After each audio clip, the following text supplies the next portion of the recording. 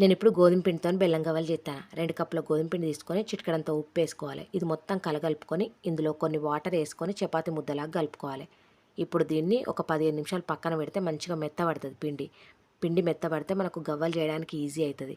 దీన్ని చిన్న చిన్న బాల్స్ లాగా చేసుకొని మనం గవ్వల చెక్క మీద నూనె కానీ నెయ్యి కానీ వేసుకుంటే మనకు గవ్వలు మంచిగా సాఫ్ట్గా వస్తాయి. నేనైతే నెయ్యి వేసిన చిన్న బాల్స్ లాగా చేసుకొని ఇప్పుడు గవ్వల చెక్క మీద గవ్వలాగా ఒత్తేసుకోవడమే. ఇట్లనే అన్నీ చేసేసుకొని ఒక ప్లేట్లోకి వేసుకోవాలి. ఇట్లా నేను మొత్తం చేసేసుకున్నా ఈ విధంగా. చూసిండ్రా ఎంత మంచిగా వచ్చినాయో.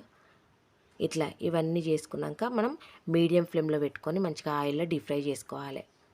కొంచెం మంచిగా లేత రంగు ఉన్నప్పుడే తీసుకోవాలి. ఎందుకంటే గోధుమ పిండితో చేస్తాం కాబట్టి మనం బయటికి తీసినాక కూడా కలర్ వస్తాయి. కాబట్టి కొంచెం లేత రంగులు ఉన్నప్పుడే మనం బయటికి తీసుకోవాలన్నమాట నూనెల నుంచి. ఇప్పుడు వీటిని పక్కన పెట్టేసుకొని ఇప్పుడు మనం బెల్లం పాకం పట్టుకోవాలి. నేను ఒక 2 కప్పుల గోధుమ పిండికి కప్పున్నర బెల్లం వేసుకొని పడతాను.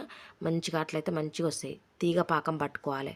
ఈ బెల్లం గవ్వలకి తీగ పాకం అయితేనే మనకు గవ్వలకి బెల్లం మంచిగా అంటుకుంటుంది అన్నమాట. ఇదే టిప్పు ఈ బెల్లం గవ్వలకి. నచ్చితే సబ్స్క్రైబ్ చేసుకొని లైక్ చేసుకోండి.